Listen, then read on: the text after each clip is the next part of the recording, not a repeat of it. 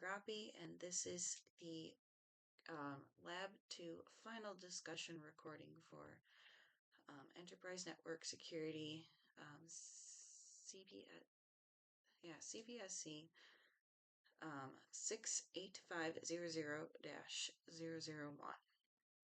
This recording is sequential to the original Lab 2 recording, where it is a completion of the network.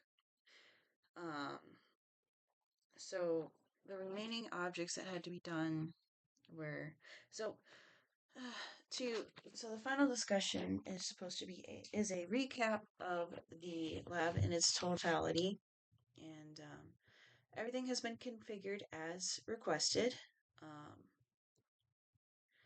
Yes, VLANs these two PC2 and PC3 have communication.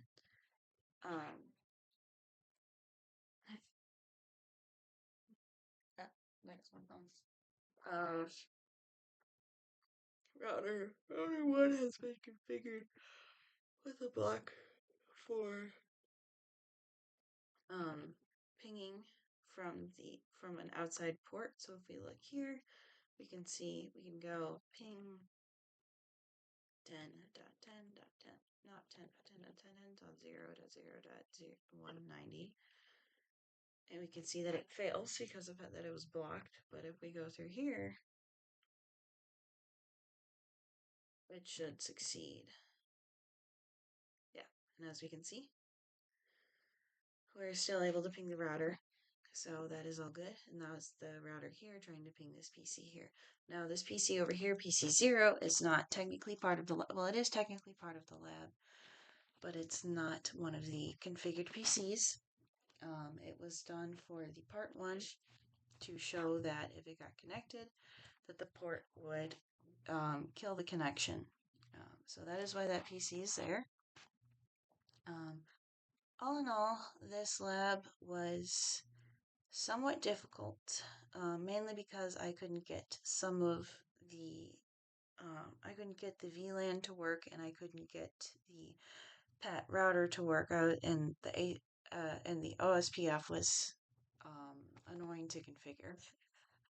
I went through some troubleshooting, which was just enabling and disabling the OSPF commands over and over again until they worked. Was how I was able to troubleshoot the OSPF. I would like to, in the future, learn how to properly troubleshoot the OSPF commands. For the VLANs, I was able to complete the trunking with some difficulty. However, I would like to, in the future, due to the information found in this lab, practice more with trunking and VLAN connections, as I made some mistakes inputting things, and I need to make sure I'm working in the right network. Yeah. What else? What else? For the PAT routing, I believe I configured it correctly. For the future notice, I would like to know how it should be configured. Like, I would like to be able to test it more thoroughly and to make sure that it's working. All the examples that I found, the commands seem simple, and I followed them, and I hope that this is correct. But other than that, the ACLs were easy to create, the basic list, but figuring out what to put on them to ensure that they worked properly was a bit of a challenge. I wasn't sure what exactly I needed to do to complete that, but I did figure it out with some research. I would be interested in the future to try and learn how to create more ACL lists and different types of ACL lists. But just as an overview, we have in this recording on the left-hand side the Cisco router here, the Cisco packet tracer, and then we have the lab document here. The lab document has been updated. It does contain this error here that I received with the networking. I need to edit that real quick because I use that IP address. So this network here I had a bit of an issue with because the loopback says it's addressed to 3.3.3/32, but given the IP address, it didn't work. So I ended up doing a slash a slash oh, what was it? 3.5, ending in 0.5 for the network for the loopback. Other than that, I didn't really have any issues. Again, configuring the switches and the routers were the easiest part at the beginning, getting that all configured and set in. But once I was able to find the research for everything, it worked swimmingly. So here we can see, I can show you, we go in here, we can ping the, oh, come on. Why is this doing this now?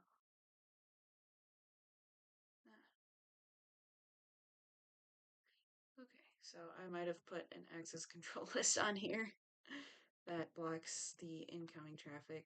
I apologize if I seem a little spacey. I am very tired. But here we can see if we go here, we can ping the other networks, which is great. We like that. And then if we go here, if we go, we could try pinging this router.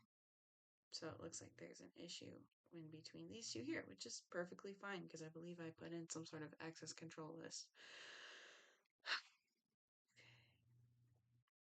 Yeah. But other than that, that works there, so that's good. I'm going to exit that. All IP addresses are configured normally. Let's take a look at this. All right, there is some static routing here just to make sure everything's configured. But other than that, yeah, I would say this is pretty much it. This is good.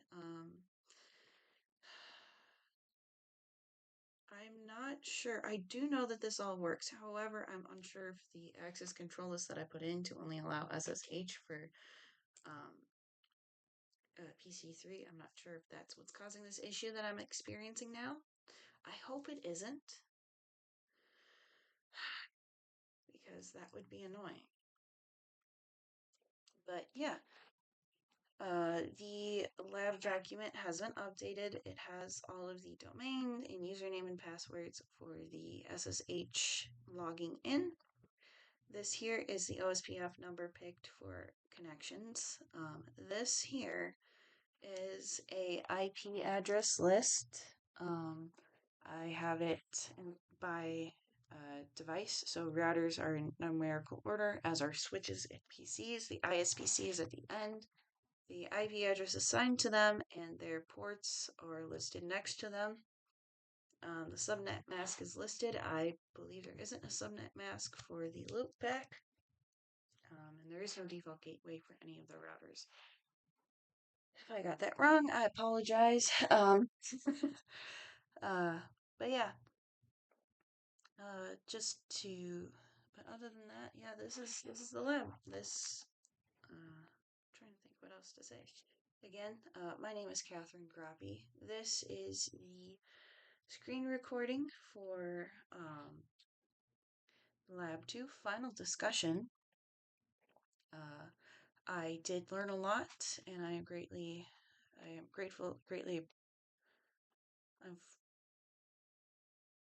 for the information that it taught me and the stuff that I had to learn with this lab. As you can see, again, we have the lab packet tracer on the left-hand side of the screen. We have our lab document on the right-hand side. And we have both here. But yeah, this is a continuation of the lab recording from week 2. So this is the sequential. Again, this is for Enterprise Network Security, CPSC 68500-001. And again, my name is Katherine Groppe.